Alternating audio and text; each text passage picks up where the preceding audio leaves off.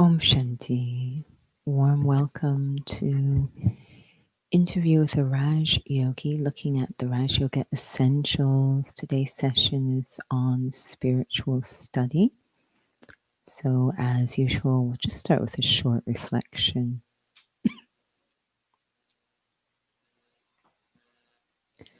Inviting you to be seated comfortably. And if you choose, experimenting with eyes open in a natural way.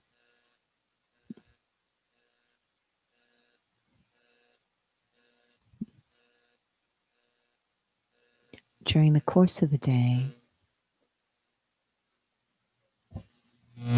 I invest a lot of my energy, dedicate a lot of my time to looking outwards at the world outside, the scenes and situations, and trying to understand them, understand how I can experience the greatest benefit in those different scenes and situations.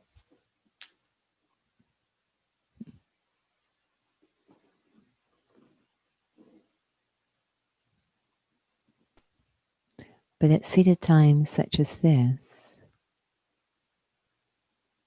when the outside world fades away into the distance and I am completely alone with my own company, moving into my own inner world,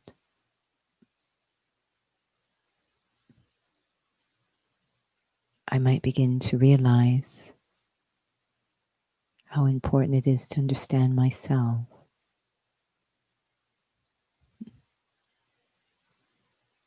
That self-understanding will deeply affect how I perceive what's going on around me.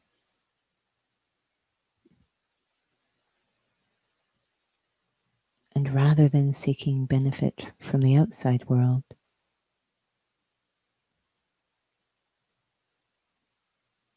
I might start to focus on how to benefit my inner world.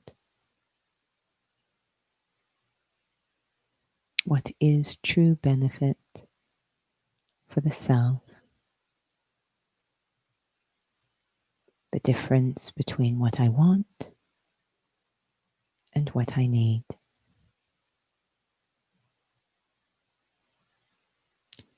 Om Shanti.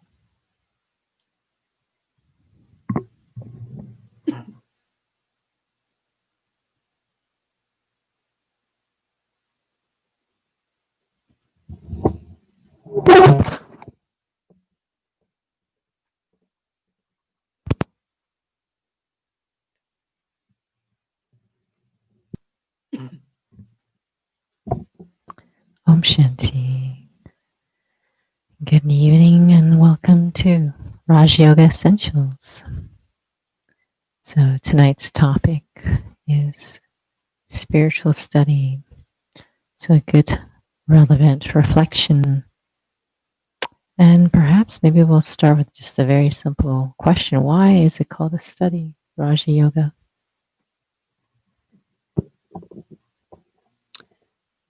When we think about worldly study, so I go to university and I study in some discipline, there might be a few reasons that I would choose to do that. One is I just want to understand that subject matter just for personal fulfillment.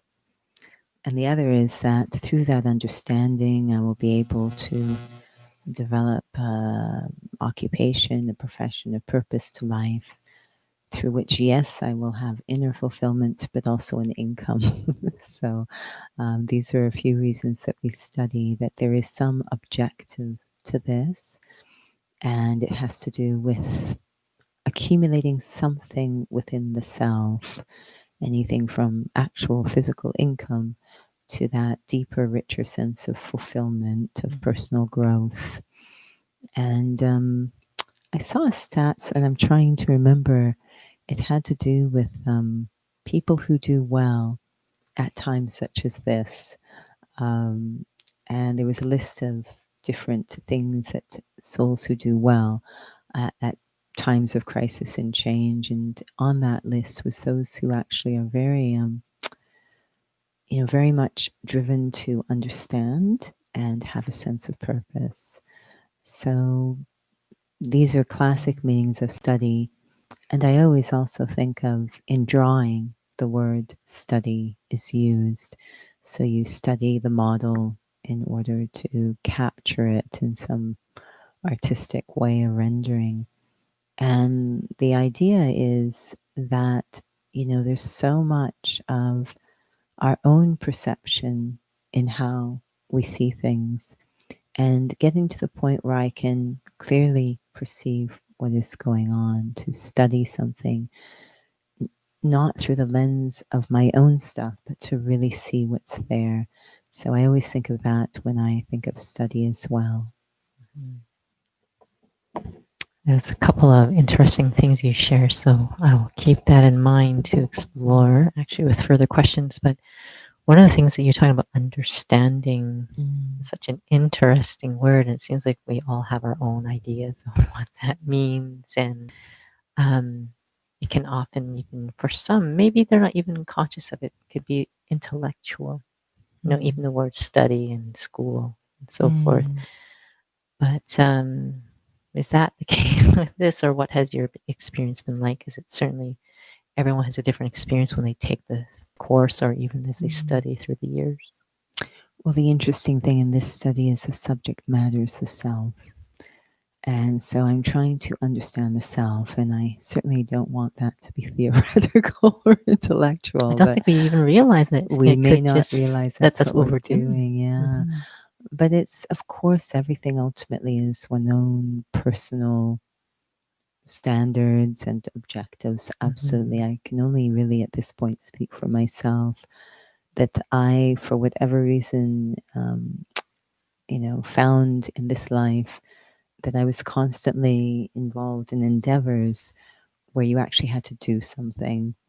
So, a lot of fitness activity and physical activity and artistic activity. And so that was always my understanding of understanding is that I couldn't say I understand unless I did it. Because in a dance class, the teacher will say, Padasha, Antrachakad, whatever. And you sit there and you listen. That's not enough. She will not be able to gauge whether or not you have grasped the study of dance until she sees you do it. And so that was always my understanding of understanding, is I have to demonstrate something. That's really important when you're talking about the self, because the reason that we're studying this ultimately is that objective of peace, of happiness, of fulfillment, of complete personal character development. And it's not going to be enough to imagine it or visualize it. I actually want to become it. It won't work unless I actually become it, manifest it. So I like this kind of idea of understanding, where I can't just repeat it back. I respect that some feel that's perhaps what sometimes happens in worldly schools, is I memorize it and then, as we say, regurgitate it. And then it's gone. I mean, how many of us really remember the Krebs cycle anymore? But the idea that I have to actually use it and demonstrate it, and it's going to become my being. Really ground into self. So very deep, perhaps the true meaning of understanding. Then, with respect to that, then this aspect of practicing and practicing, then because it's, and again, as you were sharing it, everyone has a different standard of what understanding means, or perhaps maybe what study means. It seems like if it allows, and perhaps maybe that's the point of today's session, is really about checking in. What is my, what is my expectations, or my understanding as well of what Raja Yoga is about, and perhaps maybe it helps one re-examine even the quality of what they're doing in this study. Yeah, I think everyone wants to understand in a very honest way, where it translates into demonstration. This study is unique in that it challenges and activates a lot of dynamics within the self, such that the memorial of this study is actually a battle. And that's what makes it interesting. So if we look at the senior students, starting with Brahma Baba and all the senior students, they all shared this beautiful quality of humility, because the one thing that works very well for you in a worldly study but will be an enemy in this study is ego. In a worldly study, it's all about, more and more the show, getting good grades, etc. But in this study, it's quite incognito. And the only way I can keep learning and integrating is if there is humility. If I just am doing it for show, and I don't think anyone intentionally goes at this, it's just the nature of the study is that it actually provokes ego. It's quite funny because it wants it to come out and leave. That's why it doesn't want it to be harbored inside. It has to come out into the light. So I go in there with a very pure intention. It's such, I can recognize the value and the beauty of the study, but then also it activates, brings out perhaps the greatest opposition. So I always have to be quite honest and humble and learning and aware. It's a very unusual study. It's interesting because when you were sharing, you kind of read my mind in that sense, especially with this word understanding, because what came to mind was that you're actually putting on a show to show that you understand versus actually embodying something. And I suppose that's why it was quite interesting now revisiting some things that came up when you first shared, when you were mentioning about we often study, even in studies in university or college, it's to be able to eventually have an income or something that's fulfilling. And so what is income when we're talking about this kind of study then? And it completely comes down to, we sometimes use the word to be internally enriched, but it comes down to character. That's income. Spiritual study is very much including this idea of personal responsibility, which in the study we call the law of karma. So what I want to do is to be able to have the inner resources to sustain a happy and peaceful life. So those inner resources, as opposed to, we have the joke, money can't buy you happiness. It can buy you temporary happiness, but it can't buy you true or imperishable happiness. Only a pure character can do that. So that's what I am accumulating, this, what we call true income for true happiness, true peace. And that's based on the purity of my character. So that's what I am accumulating, that inner wealth, that inner richness of character. Then I suppose there's that connection to when you were mentioning about fulfilling then. And then I suppose all of us have our own, I guess, standard, or what we feel is satisfying and what is fulfilling? What's really lovely about Raj Yoga, and some listening may not agree, which I understand, but it suggests that maybe deep inside, maybe deep inside for some, but for every soul, there actually is a real attraction to goodness and purity. And so everyone actually wants that at some level. And that suggests it is personally fulfilling to every soul to have that purity of character restored. For some, it's quite conscious, they're quite aware. For others, they might be focusing elsewhere. So it's not really emerged consciously, but for everyone, there is this attraction to purity of character. So that is fulfilling. It is interesting that it is called a study because sometimes we do have individuals who think it's a place of worship, and there's definitely some Hindi words that suggest that is the case. And you hear the word study, and it can get kind of intellectual. And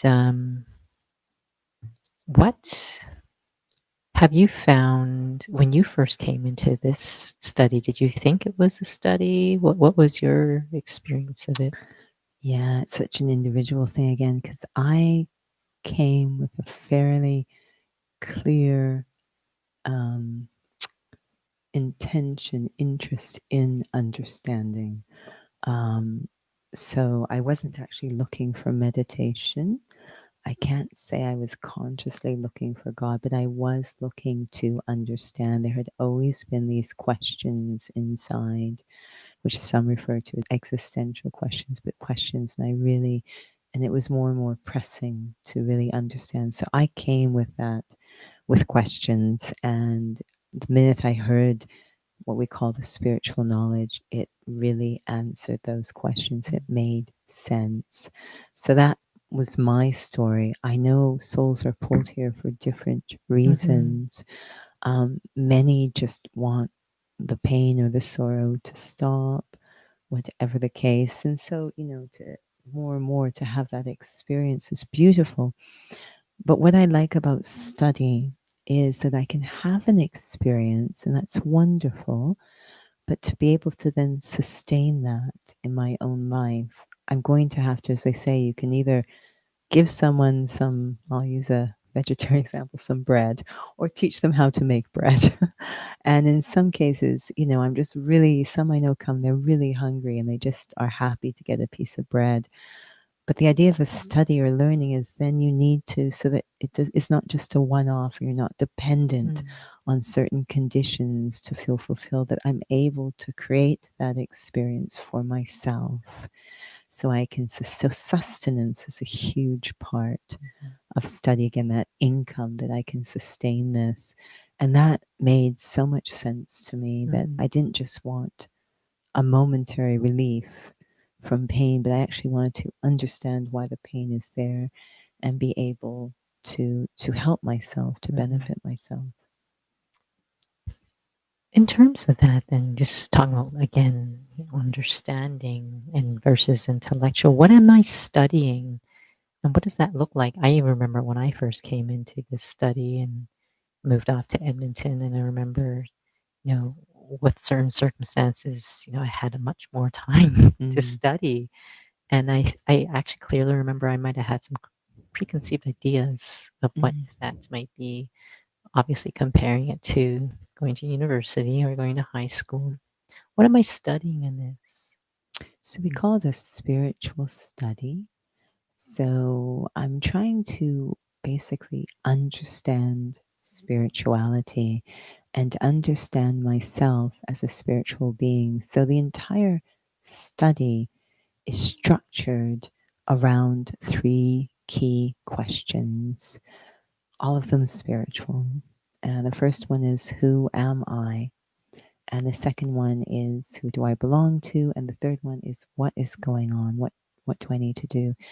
And you might say, okay, but why?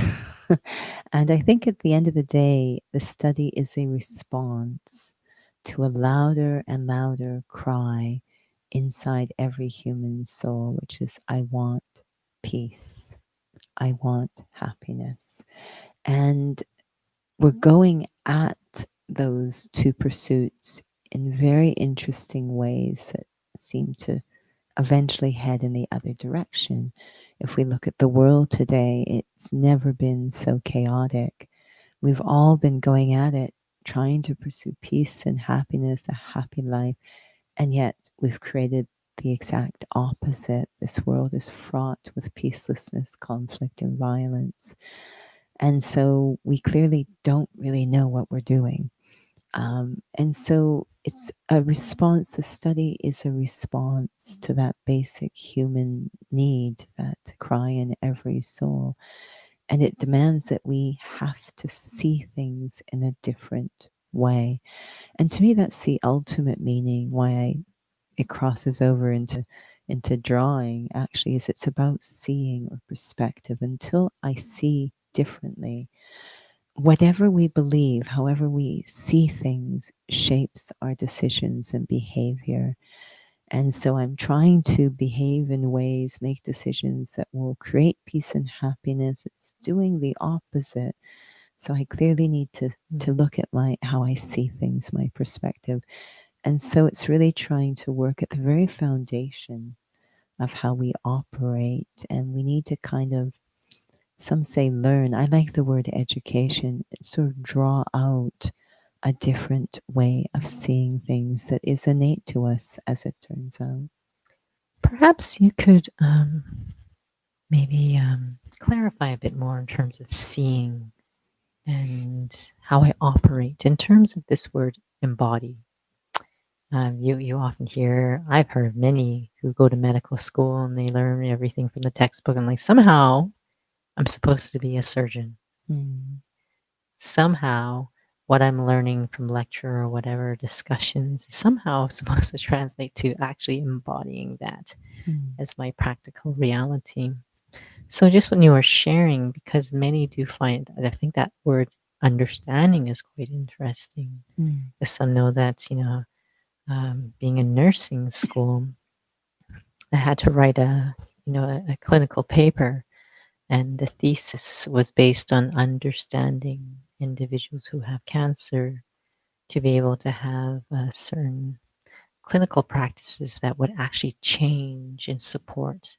But based on that word I used, understanding, I already was guaranteed a bad mark because based on whatever the theory that they were using, understanding is a very superficial way of just listening to something. That's it. It's not about going deeper. So, in terms of what you're sharing, to translate from something you're learning, a lens, a perspective, to actually embodying, what does that really mean? So, this, I think, is where classic worldly study and this spiritual study go in very different directions, because I certainly remember in worldly study and worldly schools, I'd go into class, and the example of nursing is great. I think that, people are pulled to a certain profession for whatever reason. Something resonates in their character with that profession. And I'll come back to that in a moment. But in a worldly study, we kind of have a lot of information poured into our head, and we're just trying to take it in and do something with it. It's almost a bit like having a foreign or another organ transplanted into our body. It's a real assimilation. It's a lot of work. Whereas in this study, the word education I like very much. It's mostly just reminding us. It's totally just, it's not about pouring information in. It's exposing us to information that's going to awaken an inner knowing, an inner wisdom. So it's in there. It just needs to be unlocked. So we call it opening the third eye. When we say seeing in a different way. And it's not an esoteric or intellectual phrase. It's literally just like coming out of amnesia. It's reminding or adducing, drawing out an inner knowing we are souls. We just need to be, so to embody it means that I have reawakened. It's like, oh my gosh, I totally forgot I was a soul and what that felt like. And so we are children of God. So it's not that I wasn't a child of God before I was told it. Now I'm just trying to remember it until I feel like one. But I've always been a child of God. And one of the examples that we use is the idea as you're sitting there, to take a couple of fingers and see if you can find a heartbeat here. I hope so. There we go. And the heart was always beating all this time. It's not that it started to beat when I decided to pay attention. It was always beating. But then I became aware, right? I touched that experience. I became aware of something that's always been there. And that's what's going on in this study is we're being made aware of eternal truths, things that have always been there, but we forgot and paid attention to other things. And so we began to see things in a different way. So it's about opening our eyes, awakening ourselves to what's always been there. So very different. We're not trying to pour knowledge in there. We're trying to pull out an inner knowing, an inner wisdom. So one thing back to the nurse and the character and the knowledge, I would almost suggest that we use the term sanskars in the course, but when people go into a certain profession or they're pulled there, they probably are already that thing. It's probably why it works at all. They probably already have the character of a nurse. And then they're just given all this information. And then at the end of the day, really, it's not about the information at all, but your character, right? It is really what matters. It's in a certain profession. Exactly.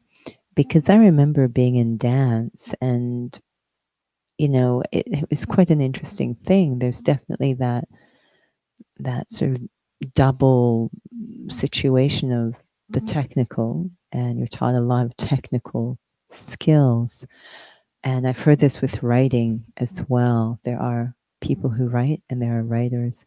But the idea that, that there's a lot of technical skills, but then there's also another piece we know that people are just dancers. They just, yes, you're giving them technical skills, but they had this sanskar of dance that was always there. And so you'd see a very interesting thing happen whereby they just kind of be walking along. But the moment that I remember one soul who started training, I still can't believe it, started training. I mean, usually when you get to profession like National Ballet School of Canada, these are people who start training when they're little children. It's just a known fact. It's not gonna. But this soul started dancing, I think it was late teens, if not later. After a couple of years, they're, in the apprenticeship program at the National Ballet School of Canada. You're like, oh, goodness. You knew it was a deep, and they actually walked away from dance a few years later. It just, there's a deep, there is these sanskars of movement in that soul. And so we have these capacities inside, and this is a study which is educating, drawing these capacities out, and that's what makes it so why we can continue in the face of opposition, because we know that the opposition actually has been learned. That's what we want to unlearn. And the inner wisdom has always been there. So it's really quite the opposite of a worldly school. So then when you're talking about unlearning that, is that what intellectual is in that sense? Individuals recognize, oh, that means a lot to me to hear that I am a soul, but my responses don't actually reflect that. Many find that really frustrating. Yeah, so the yoga part, the communion with God does all the unlearning. All the unlearning happens through yoga with God. Literally melts away all of these strange things that we acquired. And that's our unlearning process. It's very unusual. And what we say imbibe divinity, what we want to learn or educate, draw out. If all of that is unlearned, what will remain is the virtues, but we have to go through the day with that faith. That's what imbibing divinity means. I go through the soul consciousness really is that portal to bringing out the inner wisdom, the bringing out, educating, drawing out. It really doesn't work without soul consciousness. So the minute I'm soul conscious, it is possible for this innate goodness, this innate capacity to come out. We even, the very first lessons in the course, trying to connect to the idea, experience of being a soul, and that you will start to experience your true nature of peace. Like it's always been there. But the key to unlock it is experiencing myself to be a soul. So the very, Om Shanti is based on this principle. So it's not that I need to do certain techniques or things from the outside to be peaceful, like counting from 10 or something. I need to consider myself to be a soul and others to be souls. And that will naturally unlock the capacity.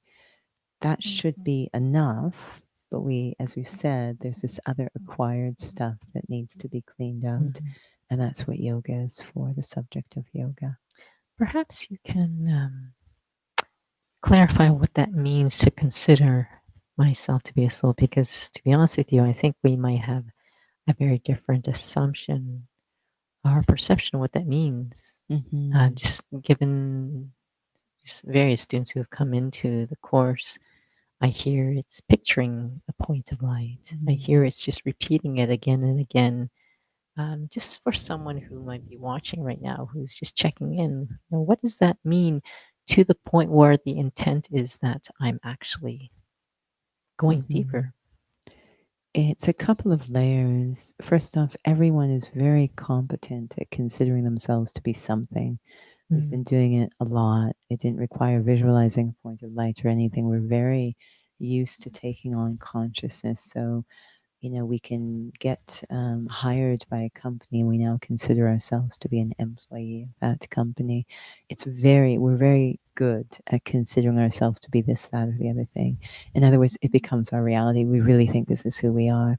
It's just that it's always been physical. So I consider myself to be part of the company because I physically have a contract saying that I'm now hired. I have some business cards. So it's always been based on physical proof, on physical foundation.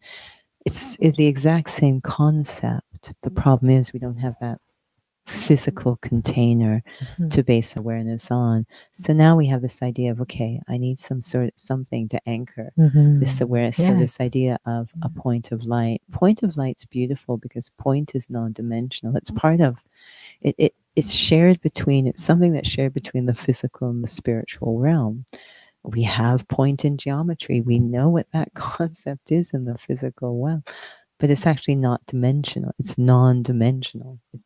There's no physical dimension to it, but it's physical. So it's a very interesting concept point. It suggests an entity is present, just non-dimensional. So now I have something to hook on, this awareness. I'm used to considering myself to be things. Now it's like, okay, I'm going to consider myself to be a soul. I have no physical anchors, but I do have this idea of a point. And then we start to add qualities and other features of this idea of being a soul. But I want, to play around with this idea of what's it like when I consider myself to be something else in the physical realm, a mother, a student.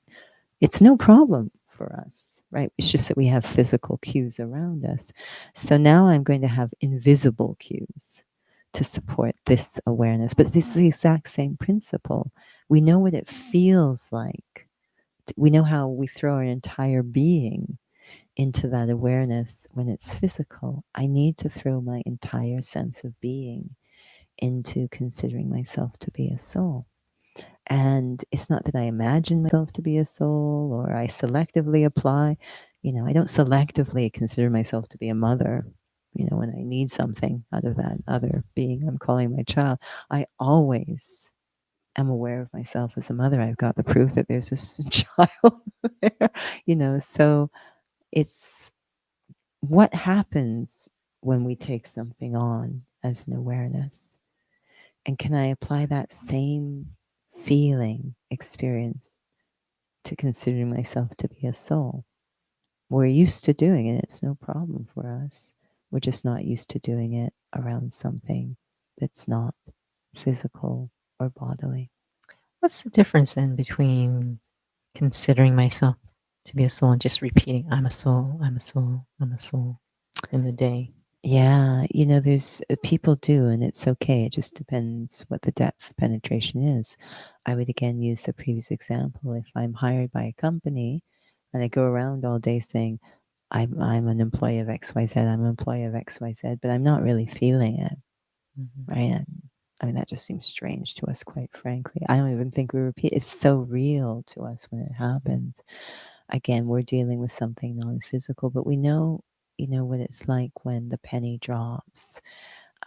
When I really, and there will be, I guess, signs when I'm actually accepting this as reality.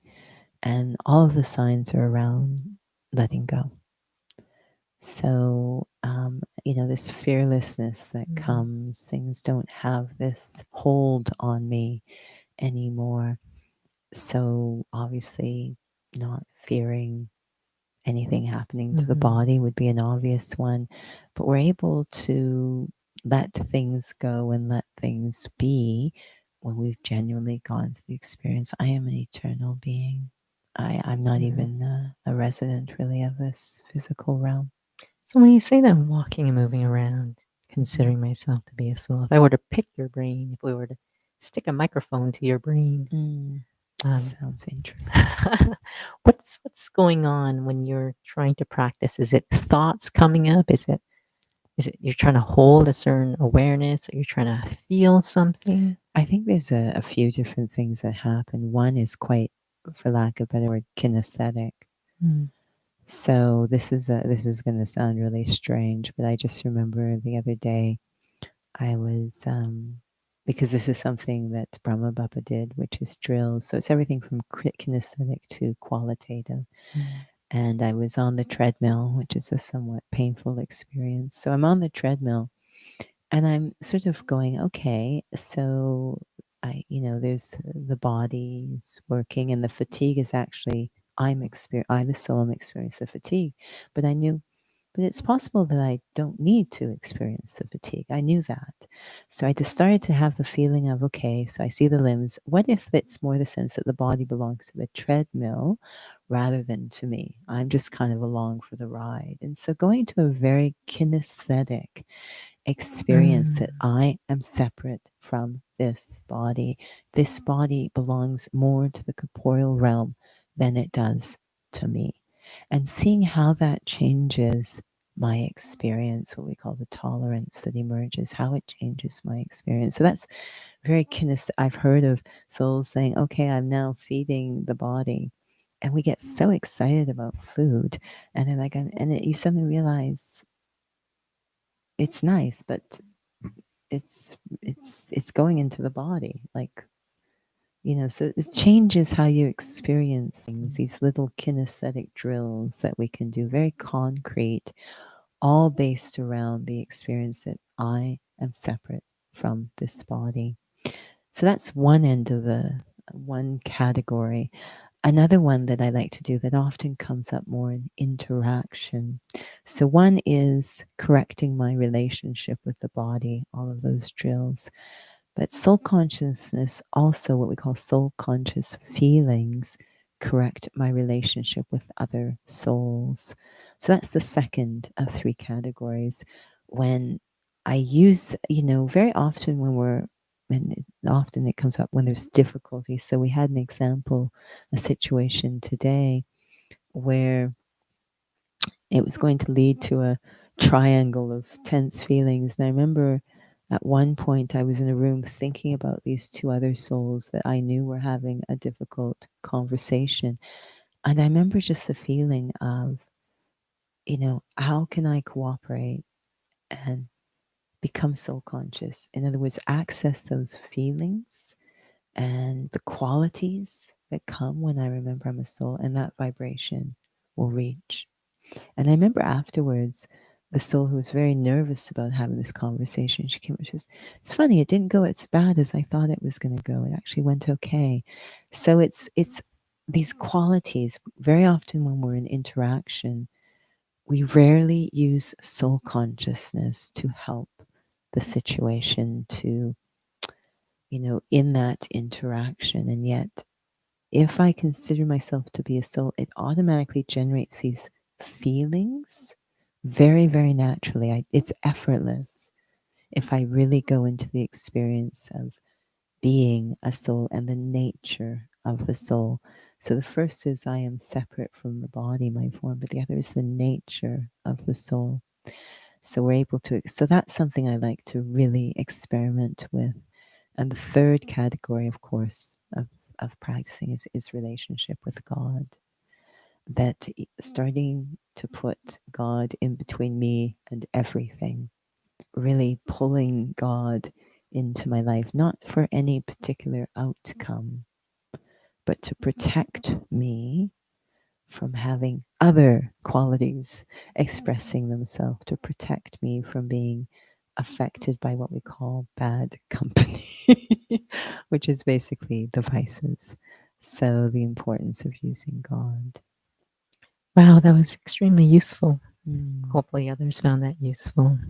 I think that it's just many find it's abstract. Yeah. Or they are listening to, just anything that has to do with the study, and how do I translate that into being able to actually embody, to actually being able to have, as you were sharing, a fulfillment. I'm actually changing my sense of character versus just something sitting in a very superficial level. Yeah, I just want to end because I know we're over time. There is nothing more fulfilling for the human spirit than to restore their highest potential. I can think of nothing more fulfilling.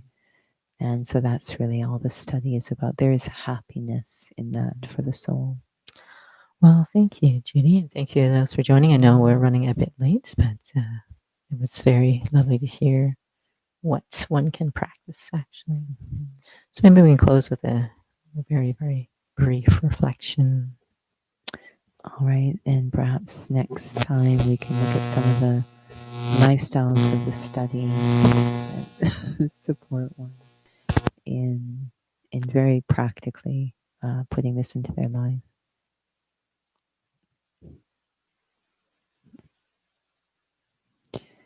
When we say at the beginning of a reflection to be seated comfortably, we now know there are two parts to that. One is to have the body seated comfortably so that there is no tension or discomfort that will pull my mind. But the second, which is far more interesting, is am I, the soul, seated comfortably? I am separate from the body. I am expressing through the body. And I am seated in that place behind the forehead where thinking and reasoning and remembering happen. Aware of myself seated there, as if the body goes a little out of focus, and I am acutely aware just of me, the thinker.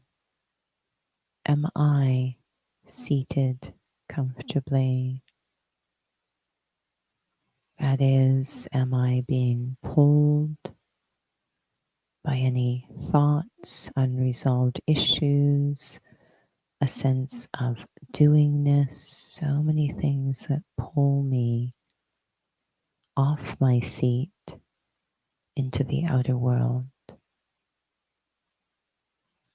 Am I able to stabilize here, now, in full attention, only on myself, completely free, so I can study, experience myself fully as a soul with no distractions,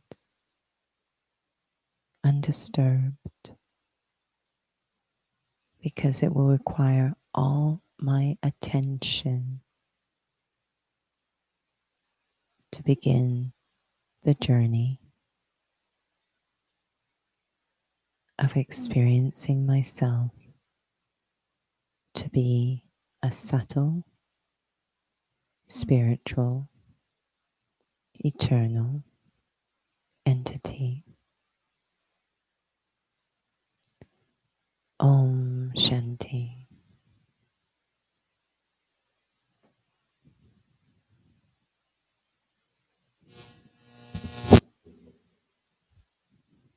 Om Shanti. Thank you for joining. Thank you, Judy. Apologies again for running a little long tonight, but it was actually very useful.